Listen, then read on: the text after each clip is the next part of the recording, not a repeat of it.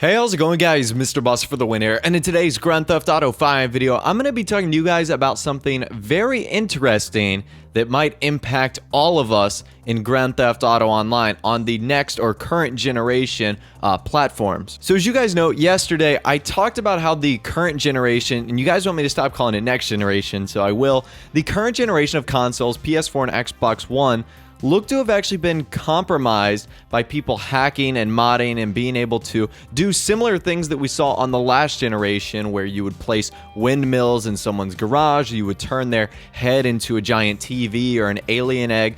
We saw proof of that actually happening on the current generation. And from what I saw in the comments, some of you guys had seen it, others had no idea what I was talking about. I'm one of those guys where I haven't run into any lobbies that have been affected by this hacking or modding, and I'm sure that it's a relatively small number of lobbies, just because the current generation consoles are better at preventing that, whereas the last generation consoles, since that technology is so old, it's a little easier to mod and whatnot. And there was actually a post on the Seven Sins gaming forum by London Town 2004 who actually explains what might be going on that could be causing the recent things that you've been seeing in lobbies. So London Town actually discovered that with the newest DLC update in Grand Theft Auto Online, a functionality returned from the last generation, and that functionality is temporary characters. And the reason that was removed from last generation was because Rockstar decided to remove that feature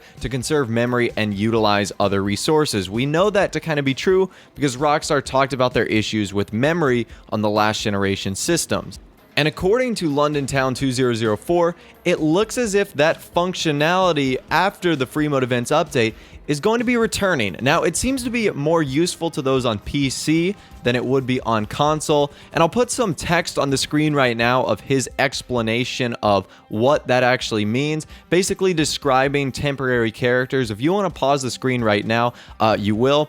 Basically, the average player isn't going to be able to access this. As you see, it's only available when 95% or more of server aspects are temporarily not found. There's a bunch of other information that I'm not going to be the best at explaining at, but if we look at number 3, you can see you can create disposable characters, cheat cache and stats, troll other players as much as you want, and it will not be saved or recorded. This basically is a way for people to play anonymously, and depending on what side of the sword or gun you choose to be on, this is either good or bad. For me, I want a clean Grand Theft Auto Online experience.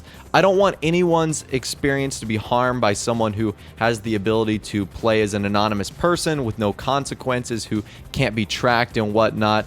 But at the same rate, I think that it would be cool if we had a sandbox mode in Grand Theft Auto Online where this modding wouldn't have to happen in public lobbies. If there was just a sandbox mode, kind of like Grand Theft Auto 4's multiplayer, I feel like the modding and hacking wouldn't be as big as it is, because there wouldn't be a need to do that to other players when you could just experiment in your own little sandbox world. There's also 2 lines of code that prove this is the case. Once again, I have no clue what this means, but I'll show it on the screen right now so that you guys can see. And if you pause it and you want to leave a comment telling me what it actually is and what it does, you absolutely can. But I'm not going to sit here and pretend that I know what that code means.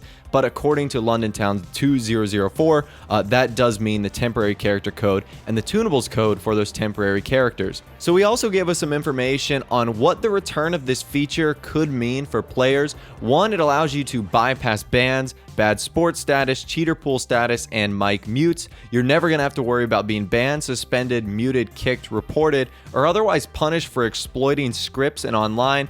Number 3, you can bypass any current bans, bad sports statuses, cheater pool statuses, mic mutes, or any other matchmaking or game-related punishment. And number 4, you can debug the online service and test out various scripts and modding tools without being penalized. So I don't exactly know how I feel about this. Again, I think this is going to be bad. In theory, it sounds really cool, like being able to do whatever you want, test out whatever you want. But in the hands of the wrong person, I can see this getting way out of control and way out of hand. I can see people doing, the crazy griefing that they do on the last generation, on the current generation consoles, which is something I don't want to see, especially because that was one of the biggest perks of the next generation, PS4, Xbox One, PC, is the fact that lobbies wouldn't be so crowded with the griefing and hacking and glitching and modding going on that we were so accustomed to seeing and still are seeing on the PS3 and Xbox 360. So I'm not exactly sure when the release of this feature is going to be coming out or how you would access it. I'm certainly not going to be making a video saying like this is how you do it. I just want to overall let you guys be aware of what could be going on in the future of Grand Theft Auto Online. And I think Rockstar does need to see this video just to let them know that this could happen and that it's something I don't want to have happen in Grand Theft Auto Online on the current generation. But I'd love to hear from you guys in the comment section down below. Overall, I think this is cool. The discovery and the potential to do good things is there. But like I said, it's probably going to get into the hands of the wrong people, and they're probably going to grief troll and whatnot. So I want to hear from you guys in the comment section down below. Let me know what you think. If you did go on to enjoy the video, a like rating would be awesome. And of course, subscribe to my YouTube channel if you are new, or you like daily Grand Theft Auto 5 videos like this. With out of the way, guys, like I said, thanks for watching. Take care, and I'll see you guys in the next video.